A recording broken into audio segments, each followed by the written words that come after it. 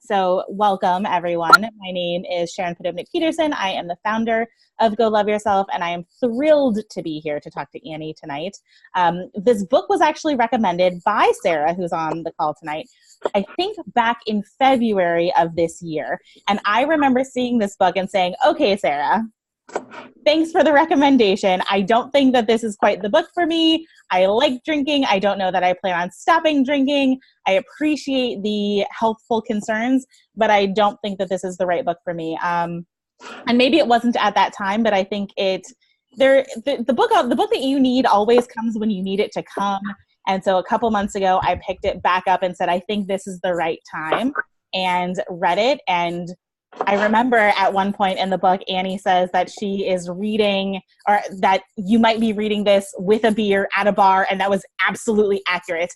I was waiting for happy hour with a friend, and I was meeting her out socially, and I was paging through like, yeah, I don't have a problem. I just like to drink.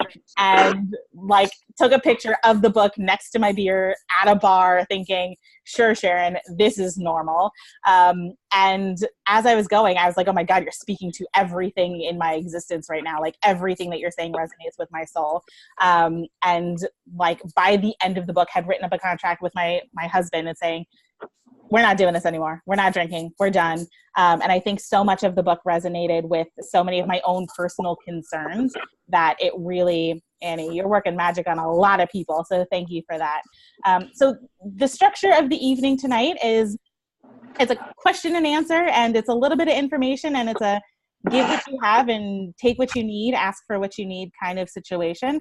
I know that we're all on here to get some tips for the holidays, because the holidays are such a huge time for drinking in this country, and time with family can be stressful and hard. So please feel free to share whatever you need, ask the questions that you have. And Annie, I would love to turn it over to you so that you can introduce yourself and share a little bit about the book for folks who might not be the whole way through it. And then we'll just dive in from there. It's pretty organic. Yeah, that sounds great. So, well, thank you for having me. I'm really excited to be here. I think it's very cool what you're doing, and it's such a neat group. One of the things that you said was just, it resonated so much, because I think that so often, I mean, my mother-in-law, for instance, when I stopped drinking, she said, Annie, I've never even seen you drunk. And most of my colleagues at work were also like, whoa, you stopped drinking, and because I was never the person dancing on the table. I was never the person stumbling out of the bar. I was never that person. But I think at the same time, there were certain things that alcohol was taking from me that I didn't even realize it was. And it was sort of interesting, because at that time in my life, I had 2 young kids. I now have 3, but I had 2 young kids, and I was working this very high pressure job. And I was so convinced that alcohol was actually the glue that was keeping it all together. Certainly not one of the main sources and causes of my anxiety and depression and all of these other things that really were playing into my life at the time. So I was just 100% certain that, alcohol is definitely not the problem. And when I started to become real mindful about it, it was a really transformative experience. But the thing that you said, Sharon, that is so powerful is that we aren't necessarily looking for that, because we've really been presented this dichotomy between either you have a problem with drinking or you don't. And if you don't fit into that typical rock bottom, things are falling apart in my life, then it's not even necessarily a question or a conversation you should be having. And if you start having it, instead of your friends or family being pretty supportive and saying, oh, interesting, I also, it's not like a conversation about sugar, where we could say, yeah, I too eat too much sugar. Like, let's have that conversation. It's more of a conversation of, oh, really? Are you okay then? Like, what's going on with you? How are the kids? How's the husband? Like, it becomes a very scary conversation, and it shouldn't be that way. And I think that's what's so beautiful about you deciding to include this in your platform, is because it really shouldn't be that way. We should all feel sort of permission to ask the very simple question, would we be happier drinking a bit less or possibly nothing at all, instead of the very scary question, am I an alcoholic? Because, by the way, according to the Center for Disease Control, 90% of excessive drinkers, so people who drink excessively, are not alcoholics. They're not chemically dependent. So actually 90% of us are all kind of in this gray area that has been sort of completely marginalized by traditional sort of methods. That is an incredible fact. That is a ridiculous statistic. Right. Yeah, it's really interesting. So I'm really happy to answer whatever questions, also just dive in, or but I can start really with Sue's question, I guess, if that makes sense. That's perfect. Thank you. Awesome. So Sue was really curious about how to apply this to other areas of your life. So this Naked Mind, the very simple methodology is this.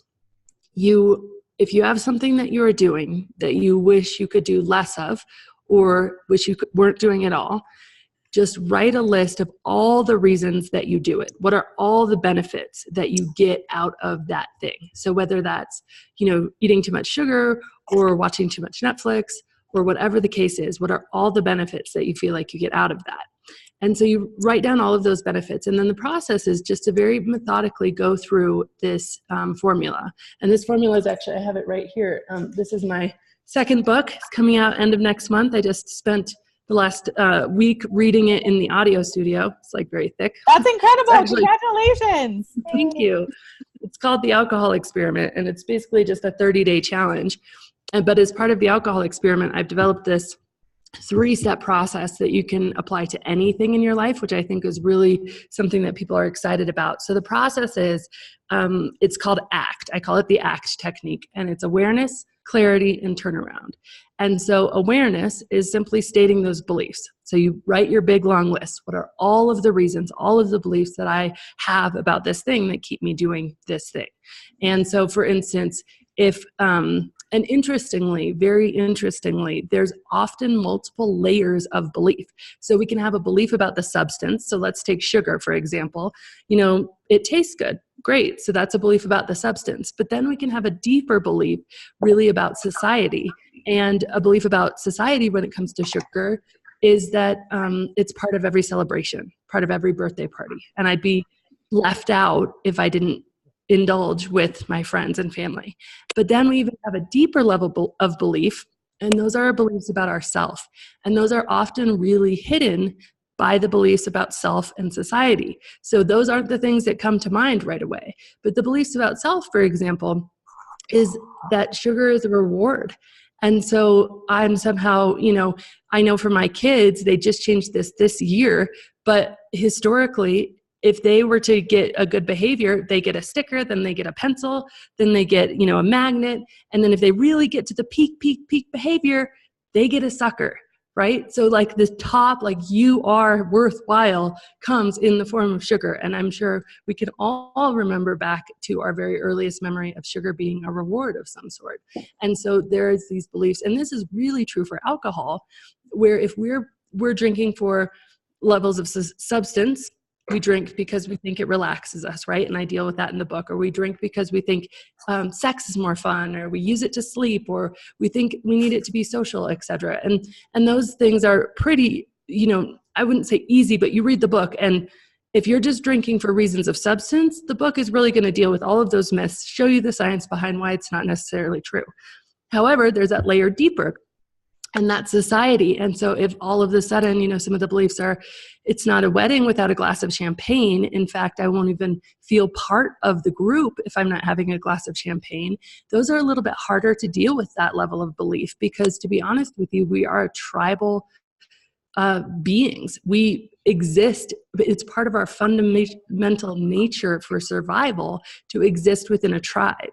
And so if something threatens that, if something makes us feel outside of the tribe or outside of the group, we can take that very at a primal level of, I won't survive. And so it can be really scary for us to go against the grain. And then of course that deeper level of self, sometimes those reasons are completely masked, or sometimes they're not even there, and you can very easily stop drinking.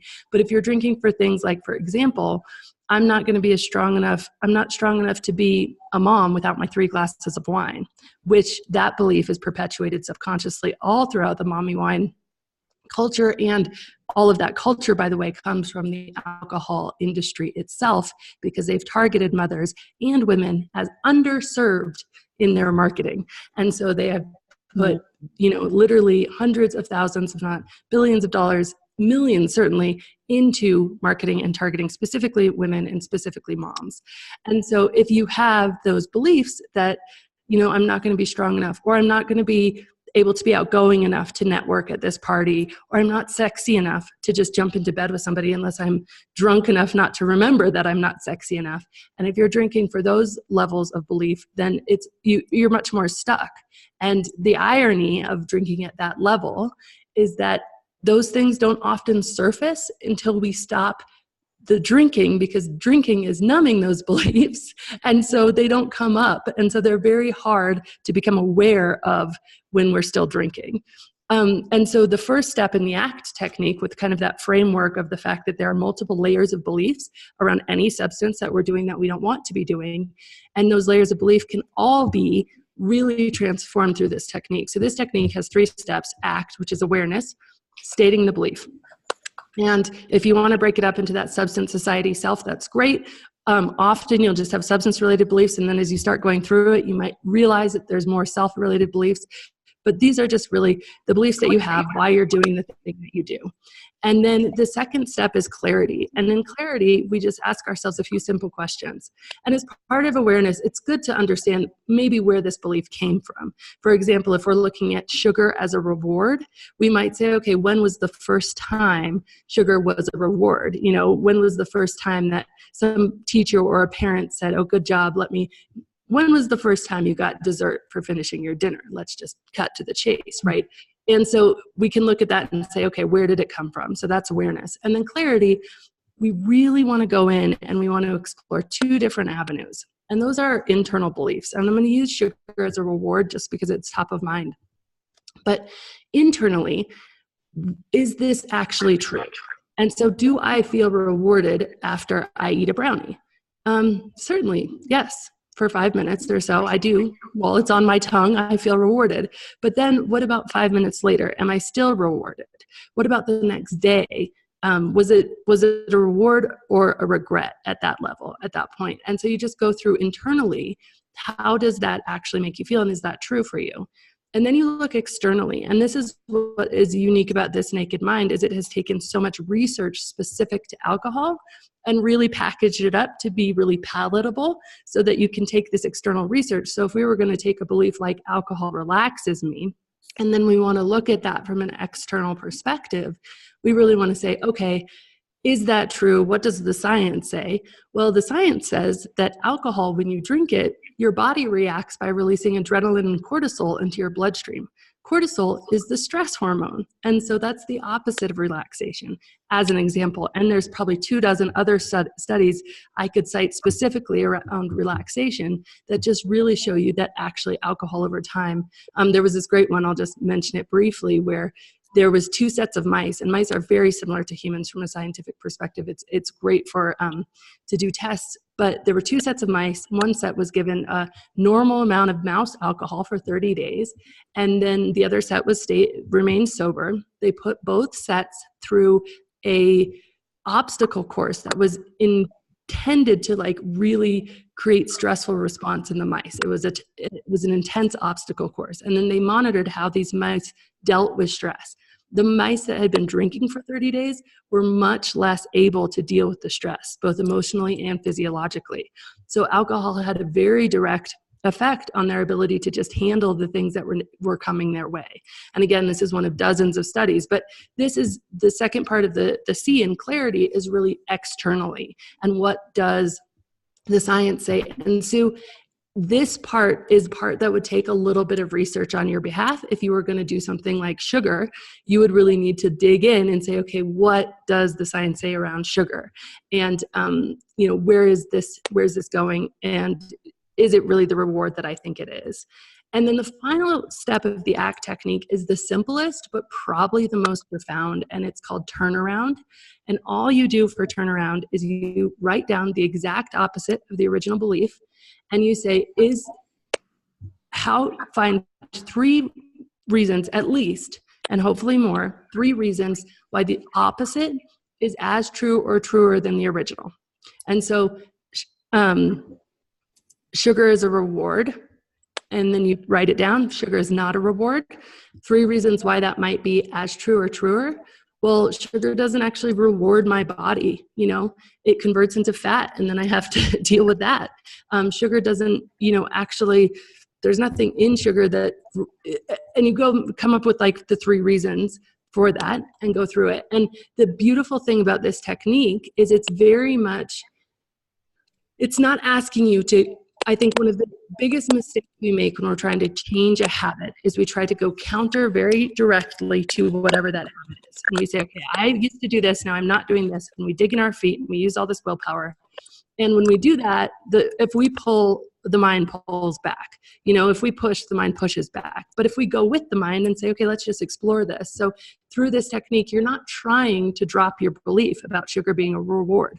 What you're doing, it's very similar to the first time a child touches a candle flame and then they touch it, the subconscious mind says, oh my gosh, that's painful.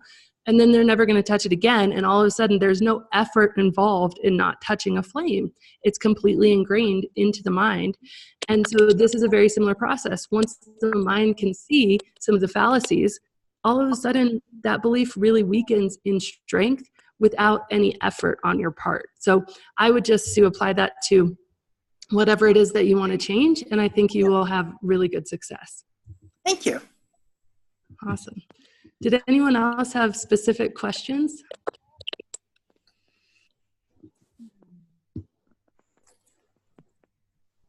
And one thing I will say, I think somebody's going to ask a question. But before you do, I just want to make it absolutely clear that this is the safest of all safe spaces, right? There is absolutely no judgment here whatsoever. We've all agreed to that just by virtue of RSVPing and going through that list. And we are all agreeing that this is a safe space free of judgment. We're all exploring, including Kitty, who is apparently saying hi. So please, whatever questions are coming up for you, feel free to be as honest and authentic and vulnerable as possible. The only people who will see this video are our members, right? And we are all committing to the same things. So feel free to be as honest and vulnerable with your questions, whatever your concerns are. This is a great place to voice them and be heard and get whatever you might need. Sorry, whoever I just cut off, please go ahead. Hey, it's Sarah from Houston. Hi, Sarah. Hi, everyone.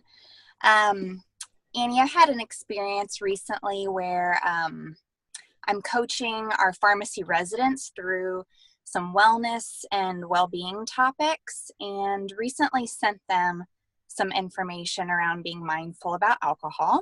Again, as we're approaching this holiday season and just bringing mindfulness to everything that we do. I think that the stress of healthcare and, any job is pretty big. And so there's a pretty big drinking culture, I'd say, in healthcare. And the response that I've gotten in weeks past from different topics, whether it's mindfulness or movement or sleep or nutrition, I've gotten really good feedback. And then all of a sudden we bring up mindfulness around alcohol and there's just crickets, absolute crickets. Why do you think that is? Why do you think that it's so much more of a taboo topic and people aren't as willing to talk about it, like you said, as, sugar and, us kind of letting our guard down or letting our armor down and saying, oh yeah, sometimes I struggle with, a little bit too much sugar too. I've had a bunch of birthday parties recently or whatever it is. And then what are some strategies that we can take to make it more accessible, palatable, less taboo?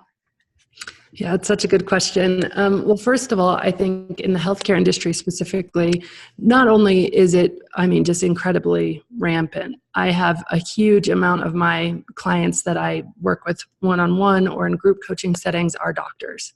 And the second largest contingent are nurses. So it is very much when you are pouring kind of yourself out for others, and that has really been held up as the way to de-stress or relax, it's very much a thing. And because it's a thing, and because you know so much about health, there's a huge amount of cognitive dissonance in that area. People really know they shouldn't be, yet they are. And so I think your message about this probably just really truly struck a nerve. And I think that that's a really good thing. But I also think that not necessarily having feedback.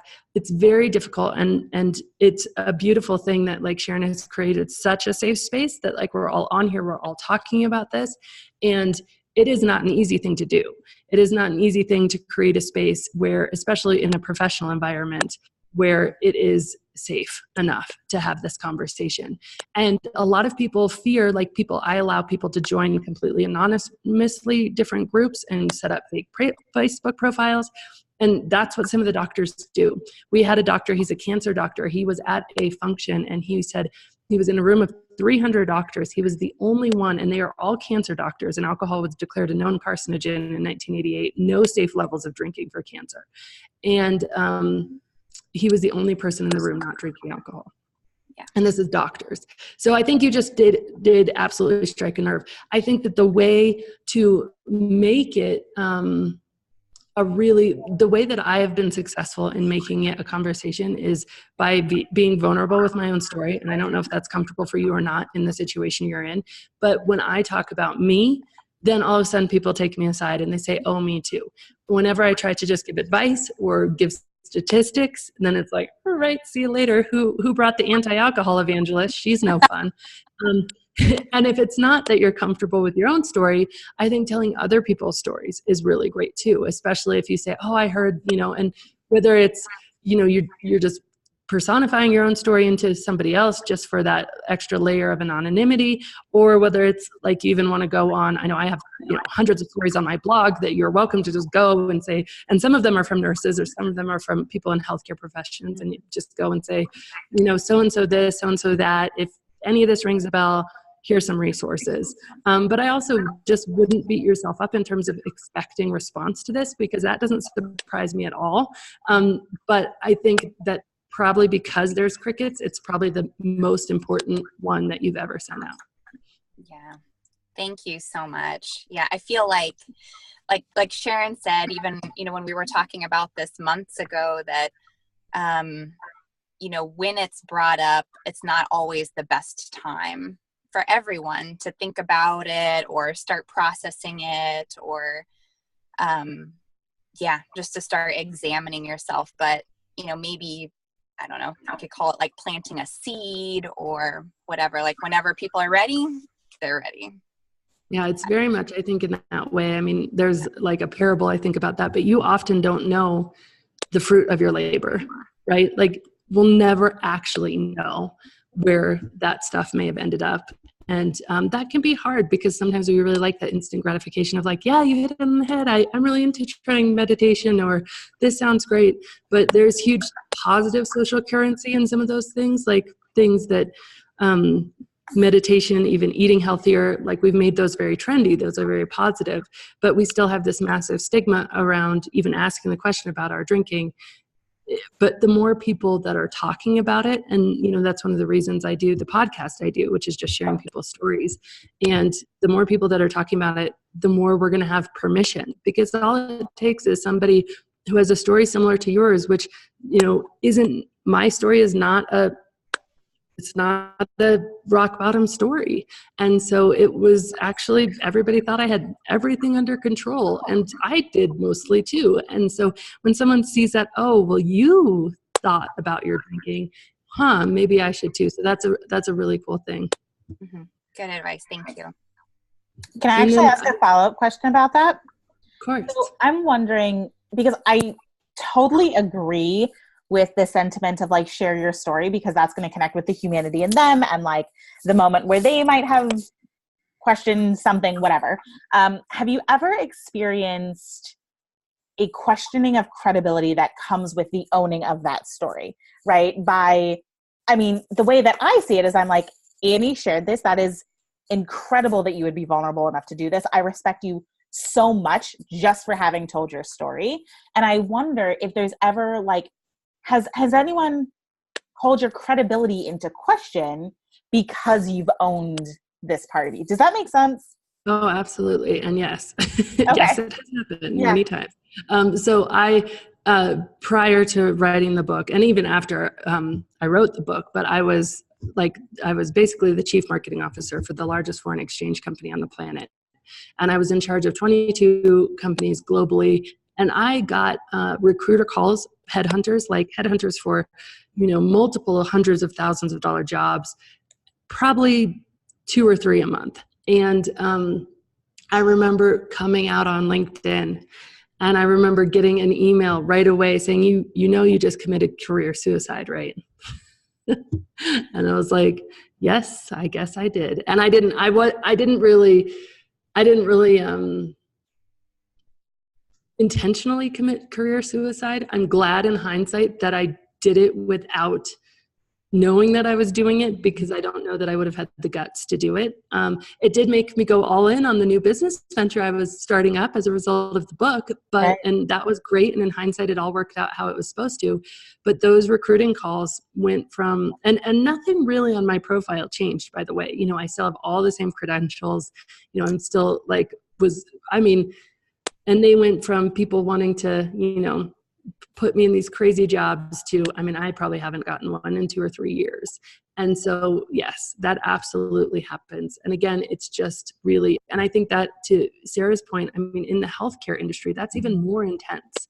That's even more of a stigma, right? Like, you can be a corporate marketer and drink too much, and everybody's going to maybe laugh it off a bit, even though it was still pretty detrimental to my career prospects.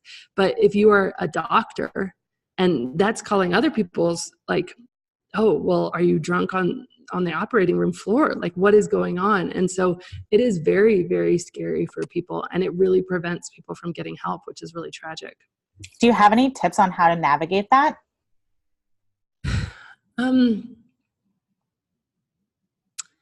I think that I would do it in this way, and this is how I would have done it in hindsight, especially if I was going to stay in the job, is I would tell my story, and this is just the honest truth, and I don't know that this is like the right thing or whatever, but I would tell my story in like that third person, a really close friend of mine, something like that, and I would really be very vulnerable in that story and just talk about it as if it wasn't necessarily you. But then when people come to you, then you can say, that was me. I saw this incredibly powerful presentation by this woman, and she did the whole thing. She talked about this woman she used to know who did cocaine and had an overdose and all this stuff. And at the very end of the presentation, and she's like, that was me. And it was like, wow, like, her level of credibility never went anywhere.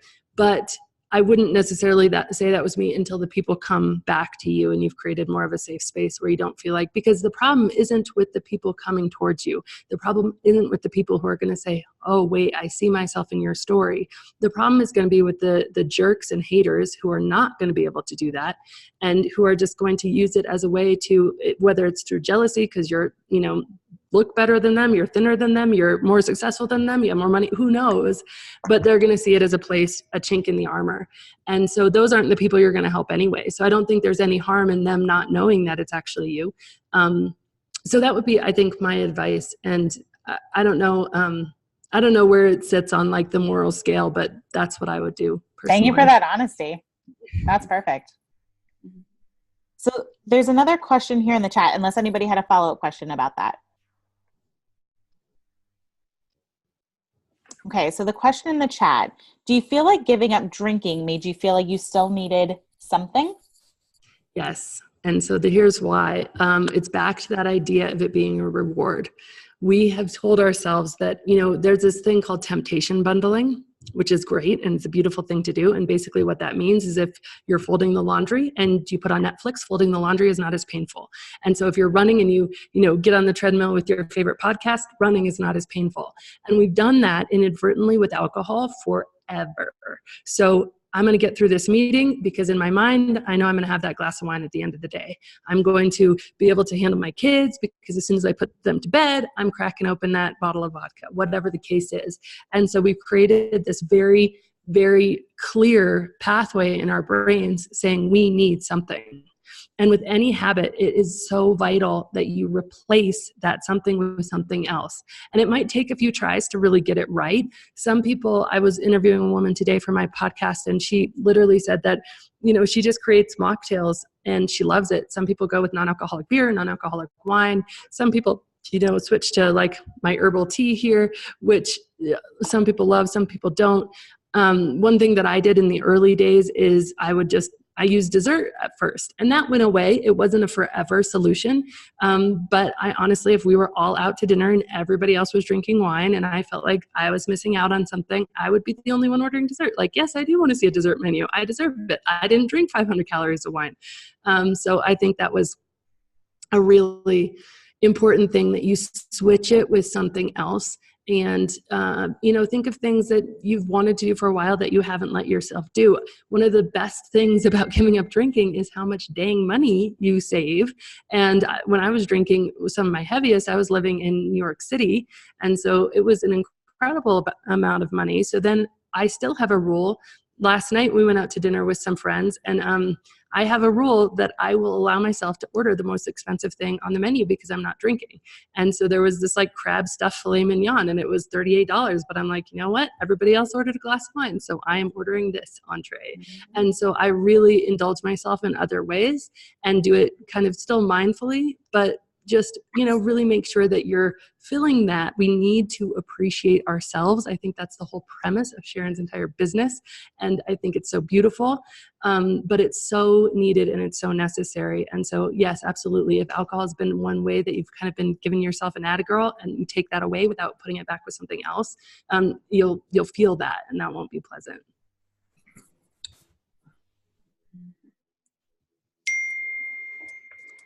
Oh, I see another question. I can jump into that unless anybody had a follow-up. Okay, so Lydia says, how do we not judge or become preachy to our loved ones who still choose to drink? Yeah, such a good question. I went down the exact wrong road for this. I became incredibly preachy, and my friends came around eventually. No, I came around and then they came around, let's say that. But I remember, oh man, my best friend in the entire world, her name is Chelsea. She was my maid of honor. I was her maid of honor. It was probably 6 or 8 months after I had stopped drinking. I was actually working on the introduction to my book. She picked me up at the airport. I was going to go to stay at her house. And the entire way from the airport, I was trying to explain to her that she could give up anything else very easily, but she couldn't give up alcohol very easily. So alcohol was obviously an addiction in her life. And like, I was just making this case, right? And we got out of the car and I told my husband, I was like, I feel like she should just be happy that I'm showing her that she has an addiction. And he's like, okay, like what, I don't know what planet you landed on, but like that is not going to be something that makes anybody happy.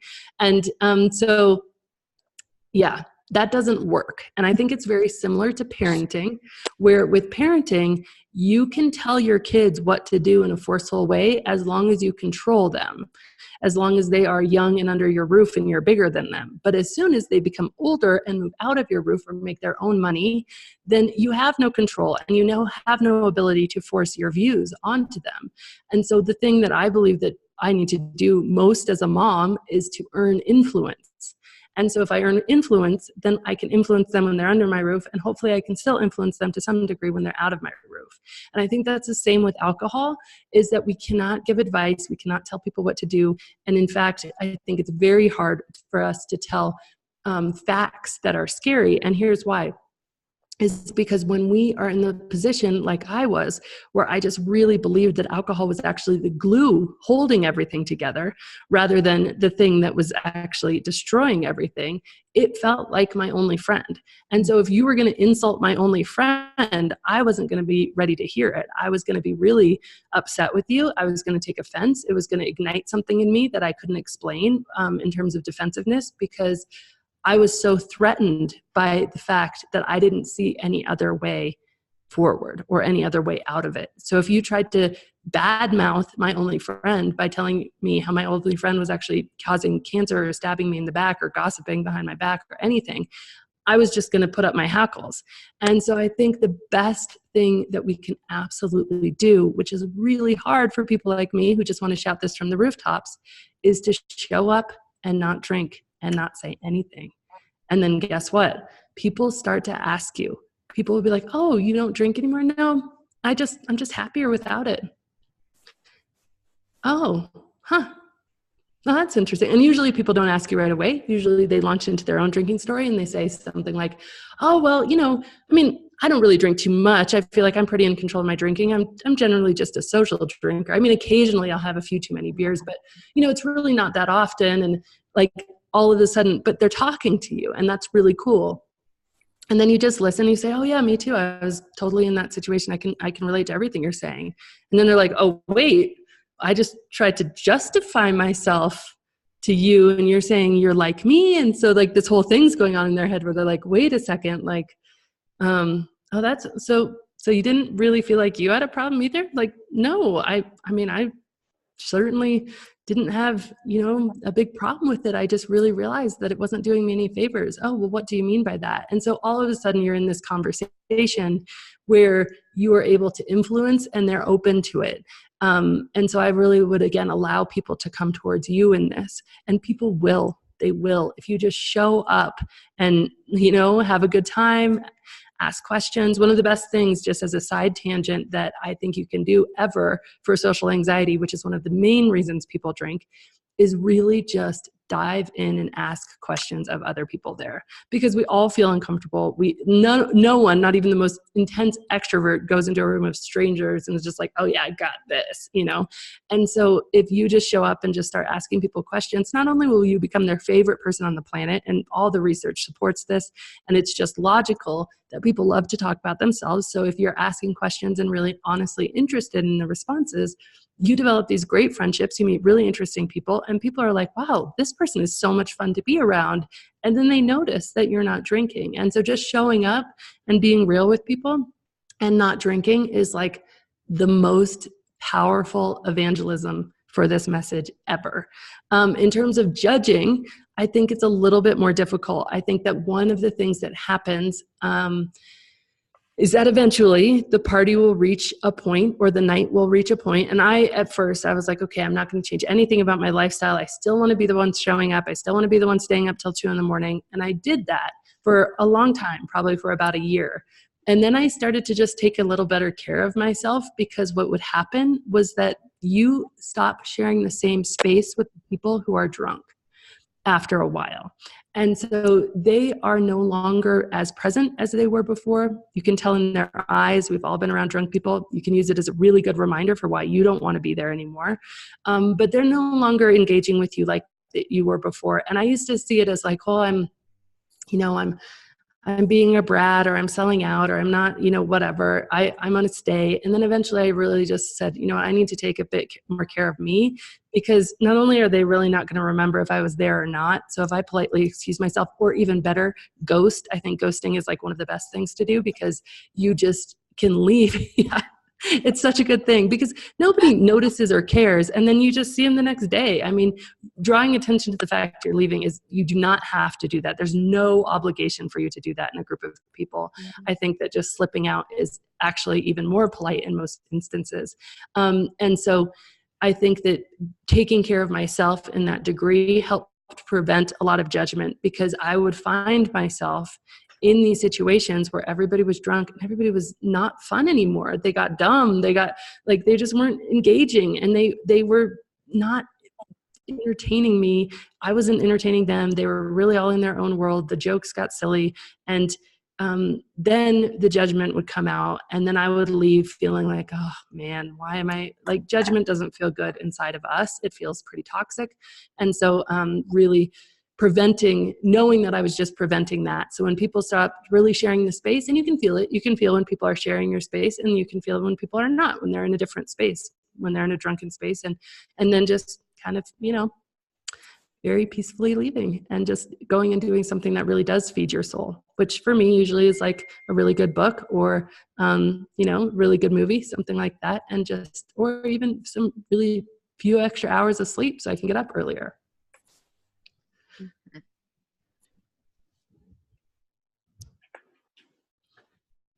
Very cool. Anybody else have any questions? One of the things I'll just touch on really briefly is I know the holidays are coming up, and how to say no is tough. So one of the things that I really like to do is I like to try to avoid saying no. And it's funny, it's such counter. Everything I say is like, oh, really? That's interesting. It's not exactly the response you'd expect. But here's why, is saying no doesn't feel good to people in general. Saying no is something, no matter what you're saying no to, even if it's a door-to-door salesman and you feel like you have to say no to that vacuum cleaner or that magazine subscription, it doesn't feel good. It feels uncomfortable. So saying no to a drink feels uncomfortable. So there's 2 ways you can avoid saying no that I really rely on. Number 1 is just have something in your hand from the get-go. I'll even show up with my own bottles of kombucha or something like that. So I'll have like a drink in my hand just from the get-go. And nobody really offers you something when you already have something in your hand. Or just show up, go right to the bar yourself, get yourself, my favorite is like sparkling soda water with a splash of cranberry and lime. And, just show up that way. And then the second way is when somebody asks you, would you like a drink? Hey, what can I get you to a drink? You just say, yes, I'd love a drink. I'd love an iced tea because I just need a little bit of caffeine tonight. Or I'd love some water because I'm super dehydrated. The reason is really important because if you don't give the reason, then somebody's going to push, right? I'd love an iced tea. Oh, iced tea, are you sure? And they think you want them to push. Everybody does this, right? Everybody walks in and say, I'm not really going to drink tonight, but if my arm is twisted, and then you walk and I'm going to have an iced tea. Oh, are you sure? Come on, you want a glass of wine? Okay, yes, I do. That whole scenario happens over and over. So I always give a reason for whatever it is. Like, oh no, you know what? I would love a drink. I would love a Diet Coke. I just need a little pick-me-up before the night gets started. And that even implies like, maybe I'll have a drink later. Who knows? But like once that initial question is over, you've got something in your hand and you can really go. If somebody very specifically asks you, do you want red or white? Or do you want a glass of wine? I think those are harder because you actually have to say no. But what you can do is a few things. You can say very quickly, no, thank you, but I'd love an iced tea. Or whatever the case is, and you can give your reason, which is great. Or you can, say, no, thank you. Oh, by the way, hey, how's your son doing? Oh, no, thank you, but how's your job? And very quickly change the conversation. And if I was really nervous about this, like I was in the beginning, I would literally do 2 things at home. I would visualize it. Your mind cannot tell the difference between something that you're vividly imagining happening and something that actually happens. So when you visualize it, your mind says, oh, I've been here before. I've done this before. This is not a problem. And you really relieve your anxiety. And the second thing I would do is I would just say it to myself in the mirror a few times, like, oh, no, thanks. I'm just going to have water tonight. But hey, how are the kids? I've heard that Joey is doing so good at soccer or whatever the case is, and just really have something to very quickly deflect the conversation. The truth is that yes, there might be some people who really push you. I've had when I stopped drinking and I said, no, I want an iced tea, I had a woman literally sit me down and be like, oh my gosh, wait, you're not drinking? Are you pregnant? No, I'm not pregnant. Wait, you're not pregnant? Like what's happening? And she had to understand and had to know why. I'd say go into as much of it as you feel comfortable with or you want to. Realize you don't owe anybody any explanations. They're the ones making a fool out of themselves if they're pushing you. And the truth is, know this very, very, very truthfully in your heart, is that when somebody is pushing you, when somebody is asking you like that, it is for one reason only, is because you've hit their nerve. They are not comfortable with how much they are drinking. And you've really exposed that to them. And so they are it's like a mirror. And all of a sudden it's like, I remember when my friend stopped drinking, it was 6 years before I did. And she stopped drinking and she came over. She was like, you guys, I've decided to get sober. I'm going to AA. And I was the one who sat her down and was like, wait, what? Why are you doing this? And what does this mean for me? And I was very, very concerned about my own drinking. And I think that that's universally true. The people who are not concerned about their own drinking, they are not even probably going to notice that you didn't order something that's non-alcoholic. The people who are concerned might make a bigger deal out of it. But at the end of the day, it often is more of an issue than you think it's going to be. So if you can go into it and you make a non-issue out of it, you make it just little and no big deal, just feel better when I don't drink, it becomes a non-issue. And it has a lot to do with how you carry yourself and your body language and sort of your attitude. So hopefully that will help for the holidays. That's huge. That was like a huge question that I had too. So I am so thankful to hear you say that. We probably, friends, have time for a question or two. So if you've got that burning question, now is the time to voice it. Feel free to unmute yourself and hop into the conversation. Or if you'd rather I ask on your behalf, happy to do so. Plop it into the chat and then we can answer it from there too.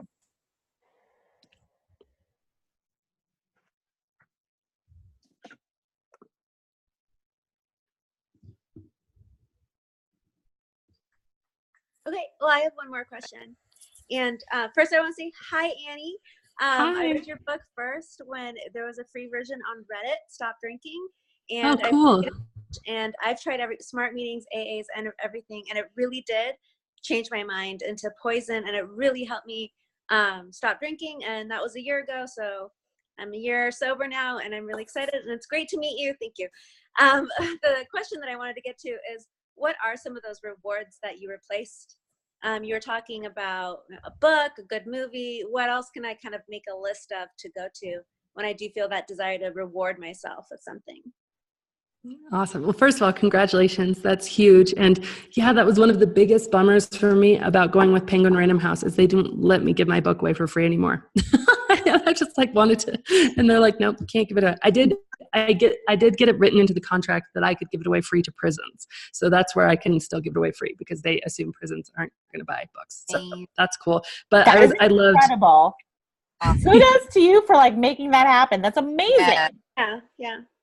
Well, so this is what I'll show you one of my things that I'm really enjoying right now. So this is something called diamond painting. And so basically what it is like you have all these little mini gemstones, and then you have this thing that sticks the gemstones, and it's glue. So if you look diamond painting online, and like it's so relaxing and meditative, and it's like super fun. And so I will do this with like a book on tape that's really good, or when my husband's watching football, because I don't get that into football, but if I'm doing something with my hands, I can really enjoy it. So like that's something that's like super rewarding for me, is diamond painting, which I just kind of barely found out about, but that's really fun. A lot of people get into like the mandala coloring books, the adult coloring books and stuff, because that's just kind of a fun thing to do that keeps you occupied, keeps your hands occupied, which is fun. And I liked those.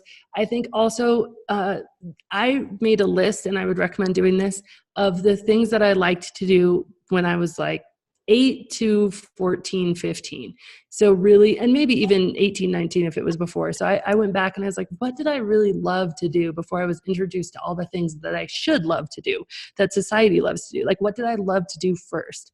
And, one of the things that I'd love to do is, I just love reading. So reading is a big one. And I know I've said that already, but then I also, going for a walk. And I don't know if you have kids or not, but just like sometimes having a time where you're not with your kids and you can do something really specifically at home for yourself, like even if it's like getting a babysitter for the day at home or something like that. But then on a just general everyday rewarding thing, I just got really creative with different kinds of drinks. Like kombucha is great because it's fermented, and so it really overcomes a lot of your sugar cravings. And it also just is like a sippable drink. So unlike something that you're just going to chug down, it has a unique flavor that you kind of have to just really sip and enjoy. And let's see, what other drinks? Yeah, I actually went and there's like these soda stream machines, which you can get like, fuzzy water and then do all sorts of different flavors within them, which is really fun and really cool. And just really creative. There's tons of super creative stuff when you just start looking for it and you're like, oh, this stuff all really tastes good and is really enjoyable. At first, I really didn't care about sugar. I was like, whatever, I quit alcohol. Like I can have sugar all the day long. But now I'm more mindful of the sugar. But when I first was quit, I went to like Shirley Temples even because I loved those as a kid. They were so good. And so, it was just such a delicious thing to order and kind of indulge myself with. But, staying away from so much of the food, I think there's just I'm trying to think if there's anything else kind of in my toolbox right now. Yeah, even just pouring like the kombucha or a sparkling water into your fancy glass that you used to use, like that was huge for me. Like just pouring the, fizzy flavored sparkling water into a wine glass, like that really helped a lot. Yeah, Oh, that's really nice. Yeah, if I think of anything else, I'll let you know, but those are kind of my go-to ones. That's a great question for like a bigger group, because I bet a lot of people have ideas, of different rewarding things, but I highly recommend the diamond painting. I'm really obsessed with it right now. These are what the diamonds come in. So cool. That does look really cool. So since most of us have at least toyed with this or experimented, I would love to hear if we've come up with anything else that we could add to this list. I will echo what Sarah said. Every time I come home and I'm stressed out, I'm like, God, I just want to drink. I literally go and get a seltzer, and I do not drink seltzer except for as a replacement to alcohol right now. And so I literally just pop the tab, and in my brain, I visualize that as when you pop the tab and it the fizz is released, I'm like, that's my stress. I'm done. Okay, all better, right? I envision that as being my own stress release. It's so silly, but it works. So everybody has their thing, right? Have you guys tried anything, and have you found anything to be successful? Well, what's so funny is what you said about what did you like to do when you're 8 years old? And the first thing that came into my mind is I love to climb trees, go outside and climb trees. And I actually got back into climbing once I became sober, because that drinking took a lot of time and you couldn't be very active in it or very strong in it either. And so now that I have all this time and I feel physically better and healthier, I'm actually back into the climbing community and getting back outdoors. So, but I like how that correlates to what I liked to do when I was 9. Oh, that's so cool. Yeah, I joined a Taekwondo gym. I forgot about that one, but I did that, and it was 3 years ago now. We're very slowly working our way through. So I'm finally a blue belt, but that was just awesome. And it's really cool because that whole community, it's not centered around alcohol. So we even have expos where we go a few days away, and there's camps and stuff like that. And none of those events are alcohol related. And that's specific, I know, in the climbing world, which I also love climbing, but I know that I'm sure they're all bringing their booze too. But also I feel like that's just such a great example for sure. So since Lydia just shared a celebration, I'm wondering if anybody else has any celebrations to share. Whether it's been 30 minutes without a drink or 30 years.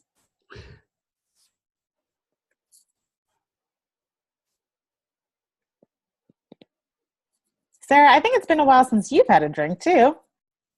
Yeah, ever since about January, Annie, really, reading the book completely changed my relationship with alcohol forever. And I started reading the book because somebody very close to me who was struggling with alcohol found it, and I was just reading it as kind of like a support for them. I didn't think I had a problem.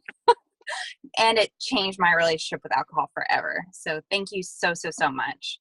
Oh, that's so cool. The ripple effect from this is huge. You already know that. I don't have to tell you that. But I have only had, really, I can count on 2 hands the number of drinks I've had since January.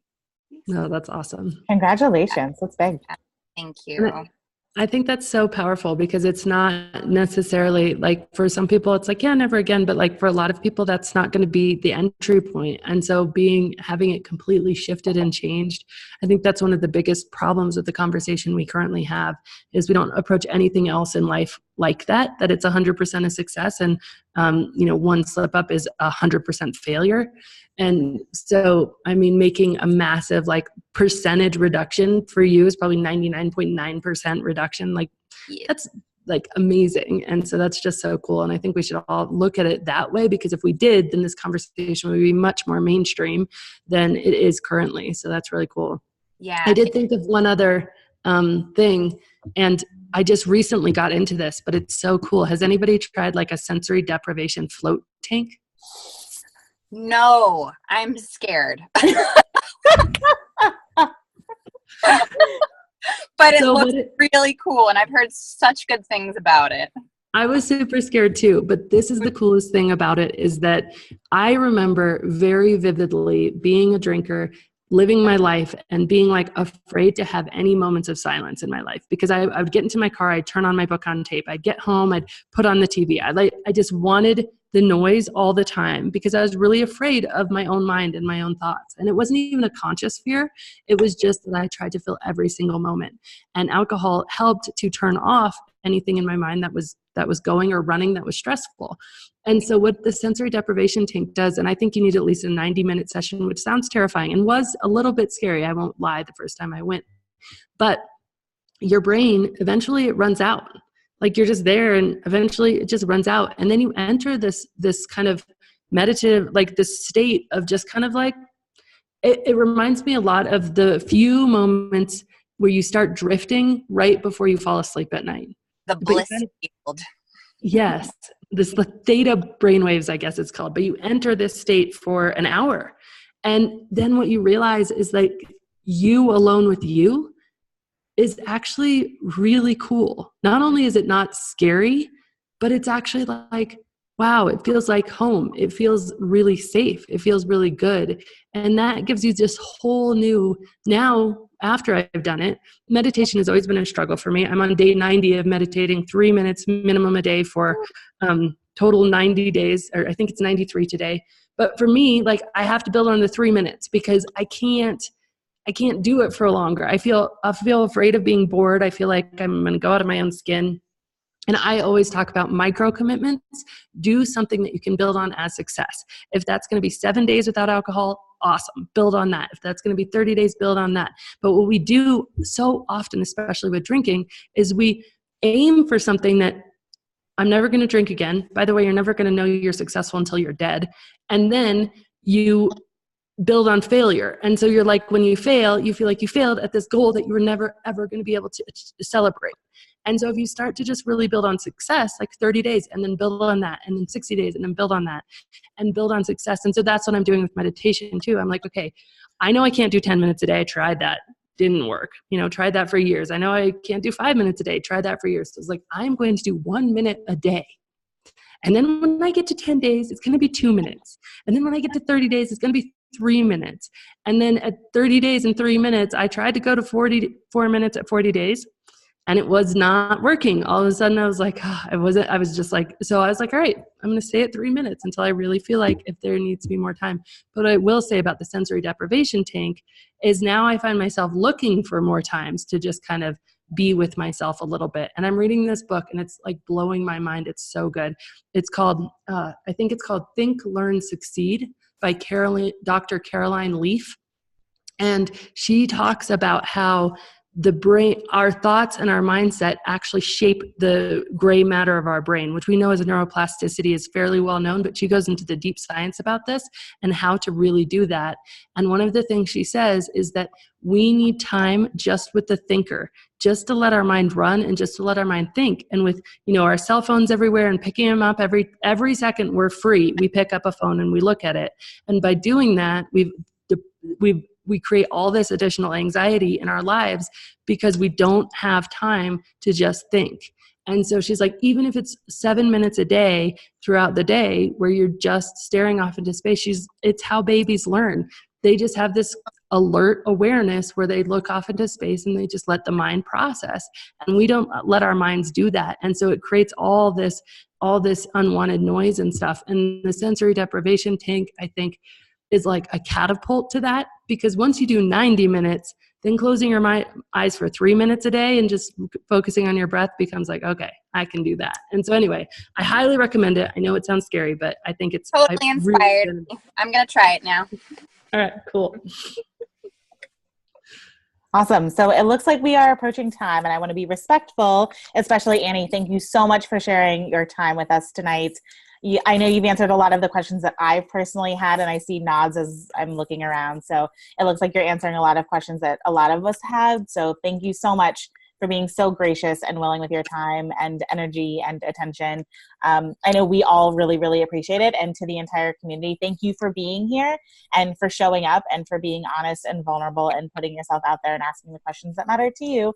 Because that's what we do here. So Annie, thank you again. And give us a quick update on your book that's coming out soon. And what's the best way to stay in touch with you after this?